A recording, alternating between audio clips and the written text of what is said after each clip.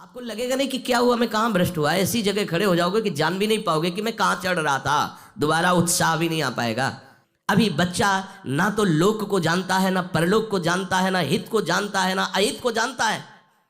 अभी उसका ब्रह्मचर्य किसी काम लायक नहीं हुआ और वो उतर गया व्यभिचार में, क्या होगा उसका जीवन।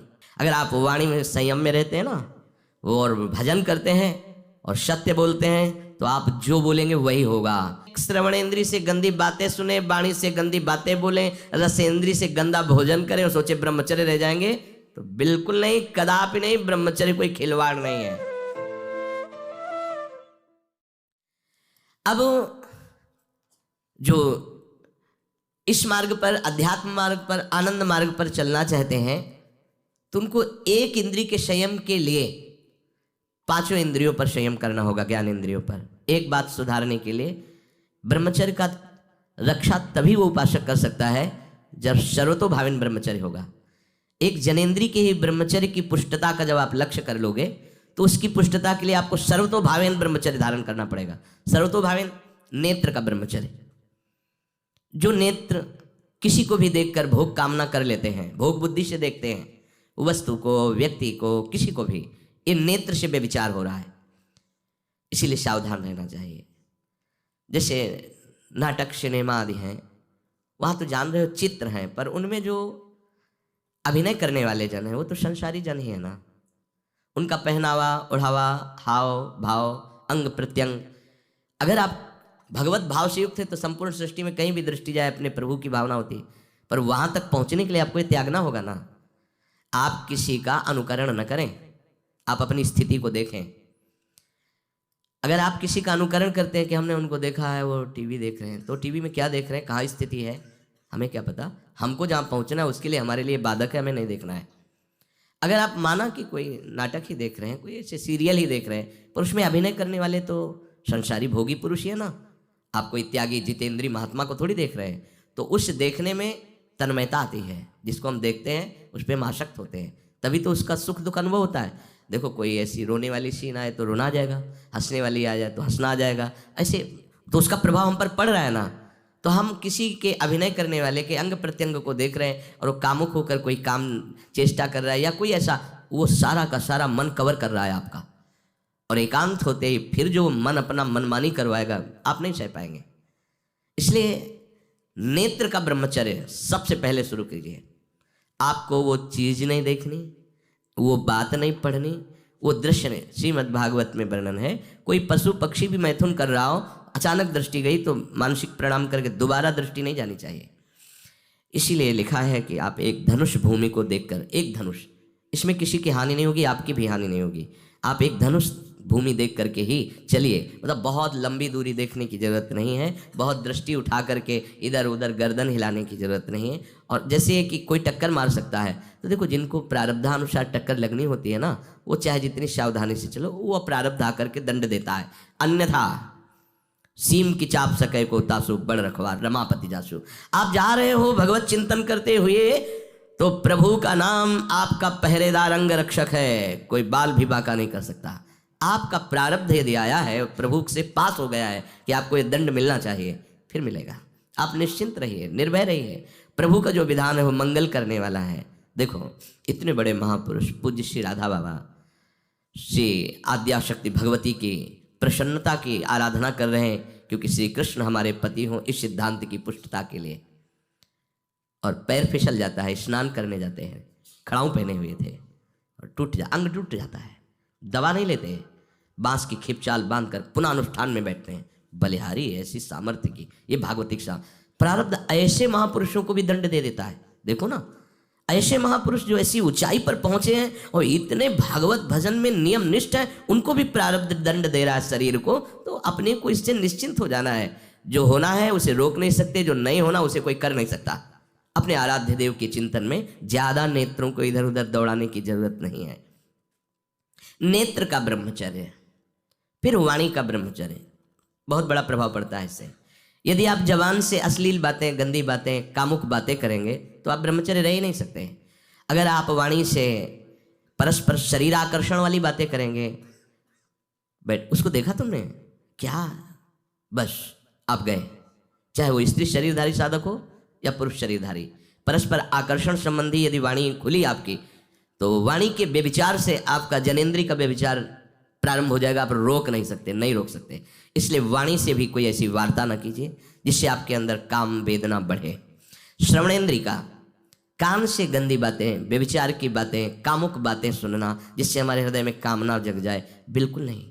भले वो किसी को लेकर टीका टिप्पणी की जा रही हो, देखो वो साधक है, उसको हमने देखा वहाँ ऐसे देख रहा था, वैसे कर रहा था, वो तो आपको समझ में आ रहा है कि किसी साधक की बात करें, वो तुम्हारे नाश के लिए उपाय कर रहे हैं जो आपको ऐसी बात बता रहे हैं। क्यों? क्योंकि आप भी तो साधक हैं। श्रवणेंद्रिय का व्यभिचार हो रहा है। आराध्य देव के सिवा और कोई बात कान से सुनना उसे व्यभिचार कहते हैं। इसलिए महाप्रभु कहते हैं श्रवण फूटो जो अन सुनो। ऐसा हमारा अगर कान कुछ और सुने तो फूट जाए, नेत्र कुछ और देखें तो ये नेत्र नष्ट हो जाए, वाणी कुछ और बोले तो मुख हो जाए। हमारी श्रवणेंद्रिय का व्यभिचार नहीं होना चाहिए। धर्म की बात, अपने आराध्य देव की बात, शास्त्र सम्मत बात हम श्रवण करें। अन्यथा अगर कोई ऐसा मित्र है या हमारा साथ में रहने वाला है, कोई किसी भी साधक की को लेकर बात कर रहा है, तो भी हमें कान में उंगली डाले नहीं। हम कोई ईश्वर थोड़ी कि हम किसी को संभाल लेंगे, हम अपने को नहीं संभाल पा रहे। हमारे सामने किसी की बात मत करो, ऐसी करना है तो प्रभु की चर्चा करो, अन्यथा मत करो। तो अगर आप श्रवणेंद्रिय का ब्रह्मचर्य, वाकेंद्रिय का ब्रह्मचर्य, नेत्रेंद्रिय का ब्रह्मचर्य और त्वगेंद्रिय का ब्रह्मचर्य, अनावश्यक किसी को स्पर्श मत करो।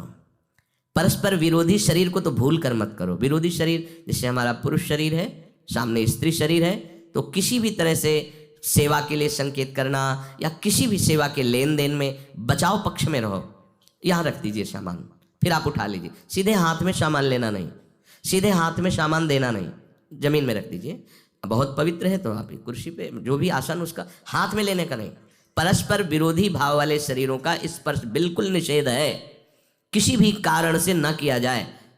मान लीजिएगा ये बहुत मतलब आवश्यक है, यदि आप इसमें चूक कर गए तो धीरे धीरे आप फिसल के वहीं खड़े हो जाएंगे जहाँ से चढ़ना मुश्किल है। किसी भी शादिका को, किसी भी साधक को परस्पर लेन देन हाथ में नहीं करना चाहिए। मानो हमारी बात, आपको माला देनी है, चौकी पे विराजमान करो, हम उठा लेंगे। हमें कोई सामग्री, ये सामान रखिए, आप उठा लीजिएगा। कभी भी कोई भी परस्पर मुस्कुराहट, बातचीत, ऐसे कोई इशारे यदि दिखाई दें तो आप बचो और उसको बचाओ। साधक है, शादिका है, उससे गलती हो सकती है, आपसे भी गलती हो सकती है। आप सत्संग सुनते हैं, आपको लगा कि इसकी मुस्कुराहट, इसकी कुछ चेष्टा ऐसी दिखाई दे रही है जो हमारे अंदर कामुकता पैदा कर सकती है, उसको भी बचाओ और स्वयं बचो, तो भगवान आप पर प्रसन्न हो जाएंगे। वो देख रहे हैं अंदर की बात। साधक को बहुत सावधान रहने की आवश्यकता। ये इसको खिलवाड़ मत समझो, इसीलिए कह रहे हैं ये अध्यात्म है, ये परमार्थ है। आपको लगेगा नहीं कि क्या हुआ, मैं कहाँ भ्रष्ट हुआ, ऐसी जगह खड़े हो जाओगे कि जान भी नहीं पाओगे कि मैं कहाँ चढ़ रहा था, दोबारा उत्साह भी नहीं आ पाएगा। बात अच्छे से समझ लीजिए। तो हमारी त्वगेंद्रिय का व्यभिचार न होने पावे, सहसा किसी का इस पर, किसी की भी अगर सेवा करने का सौभाग्य मिले, फिर उसमें ये प्रश्न नहीं उठता। अगर कोई गिर रहा पड़ा है, भला ऐसी स्थिति में कि मुझे अत्यंत आवश्यक है उसे उठाना, अगर नहीं उठाते तो वो कष्ट पा रहा, अचानक कोई गिर जाए, फिर हम ये नहीं देखेंगे, फिर ये हम सूत्र नहीं स्वीकार करेंगे कि अब हम तो ब्रह्मचारी हैं, अब हम खड़े खड़े देख, नहीं, उसको अत्यंत आवश्यकता है हमारी। अब उस समय हम भूल गए अपने आप को और उसको उठा करके अगर हमें अस्पताल ले जाना, अस्पताल ले जाएंगे, जरूरत है हम उसकी सेवा करेंगे। सावधान, वो भगवत भाव से की हुई सेवा तुम्हारे अंदर आध्यात्मिक शक्ति पैदा करेगी, काम भावना नहीं पैदा करेगी। हमारी माँ बीमार हो और हमें उसे पता चला कि शौच कर दिया है, हमें शौचाना पड़े, हमें उसका मल धोना पड़े, तो क्या हमें काम जागृत हो जाएगा? क्या मेरी माँ है, हमारी बुद्धि कभी ऐसी नहीं होगी। आपका पिता है, आप लड़की हो, कोई दूसरा रह नहीं गया और वो बीमार है, आपको ऐसी क्या काम जागृत हो जाएगा? क्या अगर ऐसी सेवा में काम जागृत होता तो कोई नर्स ही अस्पताल में नहीं होती। हर सेवा उसको करनी होती है, नर्स को, चाहे वो स्त्री शरीर हो चाहे पुरुष शरीर हो, परस्पर विरोधी शरीरों की सेवा, पर कहीं काम थोड़ी जागृत होता है, क्योंकि उसको अपने सेवा धर्म से मतलब है। तो ये सेवा के समय इस सूत्र को न देखा जाए, पर ध्यान रखें, अत्यंत आवश्यक जहां आपके सिवा नहीं हो सकता, वहां अगर हमें ऐसा अवसर मिलता है कि सेवा उसे हो सकती है, तो हम पहले उसे प्रेरित करेंगे। और अगर ऐसा है कि अब कोई नहीं है, फिर हमारा परम धर्म जागृत हो जाता है परहित का। अगर हमारा कोई निंदा भी करे, कोई शरीर की भी हानि हो जाए, अब हम परवाह नहीं करते। परहित सरिस धर्म नहीं भाई, इससे बड़ा कोई धर्म नहीं है। पर ध्यान रखें, भगवान को साक्षी करके ये उस समय की बात है जहां बिल्कुल कोई अब गुंजाइश नहीं रह गई है। त्वगेंद्रिय को ऐसे सहसा किसी आप पुरुष शरीरधारी पुरुष को भी सहसा इससे आप में शक्ति जागृत होगी। यदि आप वाणी को मौन रखते हैं और भगवान नाम जप करते हैं और सत्य बोलते हैं तो आप जब कभी जो कुछ भी बोलेंगे वैसा ही सत्य होगा। गांधारी जी ने कोई तप नहीं किया था। जब सुना कि मेरा ब्याह धृतराष्ट्र से हो रहा है जो बाह्य नेत्र रहित हैं, उसी समय पट्टी बांध ली कि जब मेरा पति संसार को नहीं देख सकता तो मैं भी संसार को नहीं देखूं। जब मेरा पति मेरे रूप को नहीं देख सकता तो मैं भी किसी के रूप को नहीं देख, पट्टी बांध ली थी।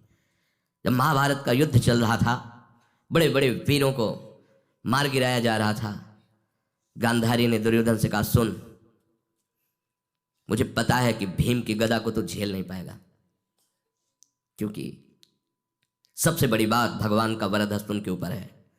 दूसरी बात वो पवन पुत्र है, वो जब अपने आवेश में आ जाएगा तो तेरी सामर्थ्य नहीं कि उसकी गदा के प्रहार को तू सह सके, पर मैं तुझे शक्ति प्रदान करूंगी। मैं एक पतिव्रता हूं, आज तक कभी पति का वरण करने के बाद कुछ देखा नहीं है। मैं अपने नेत्रों की पट्टी खोलूंगी, तू नग्न होकर मेरे सामने आ जाना।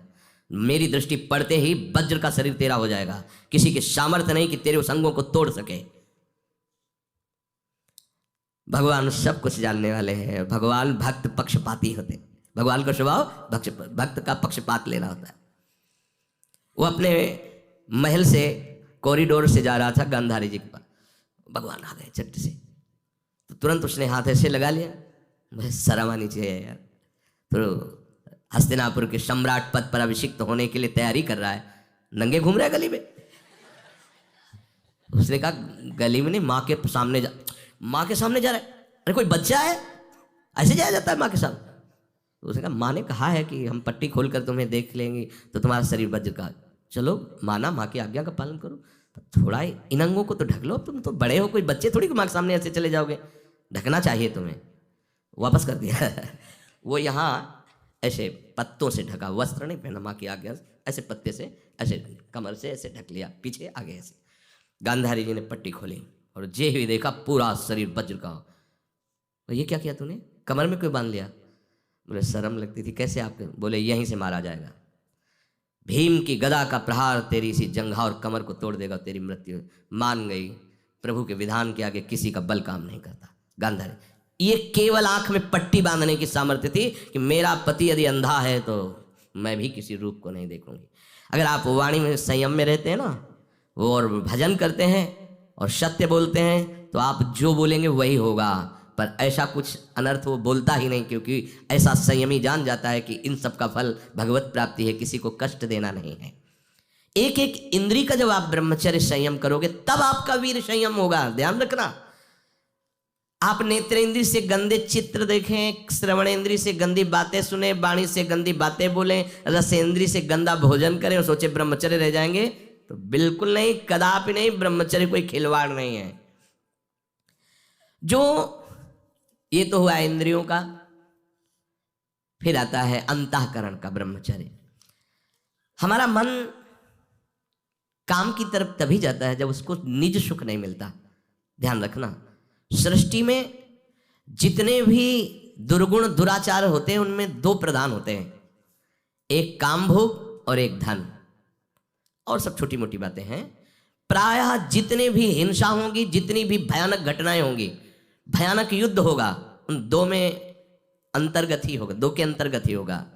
या उसका कहीं ना कहीं काम से संबंध, स्त्री संबंध से या धन संबंध से है। चाहे जो भी घटना हो उसको देख लेना, प्रधानता दो में ही होगा, कंचन और कामिनी।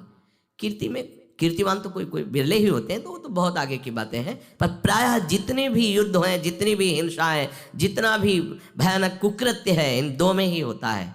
उपासक को ये बात समझनी चाहिए, मन को समझाना चाहिए, सच्ची मानी।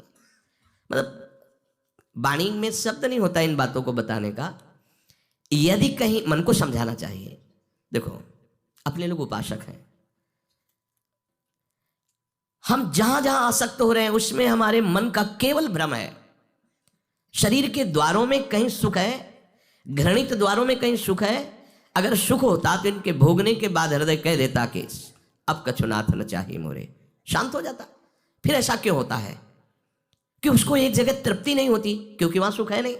फिर सोचता है शायद उसमें हो, उसमें हो, उसमें हो। पूरे के पूरे युग के युग व्यतीत हो गए, कल्प के कल्प व्यतीत हो गए भोगते हुए, क्या सुख मिला? क्या स्त्री शरीर सोचता है पुरुष शरीर में सुख है, पुरुष शरीर सोचता है स्त्री शरीर में सुख है, या आदि आदि। अगर सुख होता तो पूरे ब्रह्मांड में पशु पक्षी कीड़ा मकोड़ा सब मैथुन धर्म से युक्त है, ये सब सुखी हो जाते हैं ना। जो जितना भोगा सकते उतना ही दुखी, देख लो, अशांत, क्लिष्ट, परेशान और पापाचरण युक्त। ये क्या है? मन को समझाइए। वैरागी भगवत मार्ग का पथिक मन के द्वारा ऑपरेशन करता है हर वस्तु का। ये सब, इसको ऐसा ना समझे कि बड़ी गुप्त बातें हैं। गुप्त बातें हैं प्रिया प्रीतम के दिव्य चिदानंदमय रहस्य की, ये गुप्त बातें नहीं, इनको समझो खोल करके। यदि आप किसी भी तरह से हस्तमैथुन आदि के द्वारा, गंदे दृश्य देख करके, गंदी क्रियाओं के द्वारा आप अपना नाश करते रहेंगे तो ना आप इस लोक में सुखी रहेंगे ना परलोक में। मान लीजिएगा, ये बातें ना तो कही जाती हैं और ना सुनी जाती हैं और ना समझी जाती हैं। इसीलिए हमारा बहुत ही आगे की पीढ़ी जो सनातन धर्मावलंबी, जो भागवत, हर देश से महान भारत देश को क्यों कहा गया? ऐसा भी है कि अन्य देश स्वीकार किया जाता है कि वो हमसे धनी है, स्वीकार किया जाता है कि वैज्ञानिक तत्वों में भी वो हमसे आगे हैं, पर भारत को महान धर्मशाली देश कहा गया है। कोई भी किसी भी देश का धर्मगुरु हो हमारे देश में आएगा और हमारी ऋषियों के सूत्रों से ही अपने धर्म को पुष्ट करेगा। साप का मूल जड़ भारत धर्म का है। कहीं भी हो, कहीं भी देख लो, चाहे जिस देश का नाम लो, कहीं ना कहीं किसी भारत के ब्रह्म ऋषि की छाप लेकर के डोल रहा है। भारत भोग प्रधान देश नहीं है, भारत धर्म प्रधान देश है। यहाँ धर्म गुरुओं के द्वारा धर्म स्थापना करके चलाया जाता है। यहाँ आज जो हम समझ रहे हैं कि बाहरी परिपाटी हमारे भारत में आ जाए तो भारत आधुनिक और सर्वश्रेष्ठ देश माना जाएगा, कभी नहीं। भारत अपनी परिपाटी से चलता है, तब सब देशों के ऊपर राज्य करता है। किसी भी देश में न पतिव्रता मिलेगी न यति मिलेगा, ब्रह्मचर्य का कहीं नामो निशान नहीं मिलेगा, ये भारत देश में ही मिलेगा। यहाँ ब्रह्मचारी मिलेंगे, यहाँ सती मिलेंगे, यहाँ प्राणपण से धर्म का पालन करने वाले मिलेंगे। अब हमारे जो नई पीढ़ी है वो आधुनिकता को स्वीकार कर रहेगी। गर्लफ्रेंड, बॉयफ्रेंड, कौन सा रिलेशन है, लिव इन रिलेशन, ये हमारे कहीं किसी भी धर्म ग्रंथ में लिखा हो तो आप बता दीजिए। बाल्यावस्था से आज तक जितने भी धर्म ग्रंथों का स्वाध्याय हुआ, कहीं भी लिखा हो तो ये बोलो सर्वनाश का स्वरूप है कि नहीं है। अभी बच्चा ना तो लोक को जानता है, ना परलोक को जानता है, ना हित को जानता है, ना अहित को जानता है। अभी उसका ब्रह्मचर्य किसी काम लायक नहीं हुआ और वो उतर गया व्यभिचार में। क्या होगा उसका जीवन? क्या होगा जीवन? चाहे वो स्त्री स्वरूप में चाहे पुरुष स्वरूप में हो, क्या बिना संयम के ये पशुता के व्यवहार से किसी की ना लौकिक उन्नति होती है ना परमार्थिक उन्नति होती है। पर कौन सुनेगा? यही कहा जाएगा पुराने जमाने के शास्त्रों को केवल वर्णन कर रहे हैं, ये क्या जाने आधुनिक जमाने को। तो आधुनिक जमाने की दशा क्या हो रही है, आँख खोल करके देखो। कोई बात नहीं, दोस्त बनाना कोई बुरी बात नहीं, इस बात को हम मानते हैं। स्त्री शरीरधारी पुरुष शरीर को मित्र बना सकता है, कोई दोष नहीं। पुरुष शरीरधारी स्त्री को मित्र बना सकता है, कोई दोष नहीं। लेकिन मित्र का क्या कर्तव्य होता है? कुपंथ निवार्य सुपंथ चलावा, कुमार्ग से हटा करके सुपंथ में चलाना, उसकी समस्याओं को दूर करके उसको आनंद में से युक्त करना, उसको सहयोग करना, ना कि शोषण करना। दोस्ती कहते हैं उसके दुखों को मिटा करके उसको शांति और सुख के मार्ग में ले जाना। इसीलिए ये जो आधुनिकता बढ़ रही है, ये जो खान पान गलत हो रहा है, ये जो दर्शन गलत हो रहा है, तो इस जमाने में ब्रह्मचर्य ये केवल शब्द ही लिखा मिलेगा, जीवन में नहीं मिलेगा। नए नए बच्चे व्यसन कर रहे हैं, नशा कर रहे हैं, गंदे आचरण कर रहे हैं, क्या होगा? कैसे आगे कोई समझेगा? शास्त्र क्या है, धर्म क्या है, बल क्या है? आज नवयुवक 16 से 28 के बीच में कोई ऐसा नहीं दिखाई देता है जिसमें आध्यात्मिक थोड़ा भी बल हो, काम क्रोध आदि सहने की सामर्थ्य हो। अपने बूढ़े माता पिता को थप्पड़ मार रहे हैं, बूढ़े माता पिता को गाली दे रहे हैं। बूढ़े माता पिता जिन्होंने खवा पिला के इतना बड़ा, उन्हें अनाथालय भिजवाया जा रहा है, उनको छोड़ दिया जा रहा है। आप विदेश घूम रहे हैं, उनके खाने की व्यवस्था घर में नहीं। क्या है ये? आज आधुनिक विद्या का ये प्रभाव है। विद्या विनयम ददाति, जो अपने वयोवृद्धों की सेवा नहीं कर सकता वो क्या विद्या पढ़ा? जो दूसरों की रक्षा नहीं कर सकता क्या विद्या पढ़ा? क्या विद्या का यही स्वरूप है दूसरे का शोषण करना? क्या विद्या का यही स्वरूप है कि शराब पीना, ड्रग्स का ये नशा करना? ये क्या विद्या सिखाती है? वो कहा जाता है आज तो आधुनिक विद्या बढ़ रही। मुझे लगता है संयम में रहना ही विद्या का वास्तविक स्वरूप है। अपने इंद्रियों को संयम में रखना, अपने को संयम में रखना, बुजुर्गों का, गुरुजनों का, शास्त्र का, भगवान का भय रखना हृदय में। ऐसा नहीं, आप तभी निर्भय हो पाओगे यदि शास्त्र का भय नहीं, भगवान का भय नहीं, धर्म का भय नहीं, तो फिर आप वहां पहुंच जाओगे।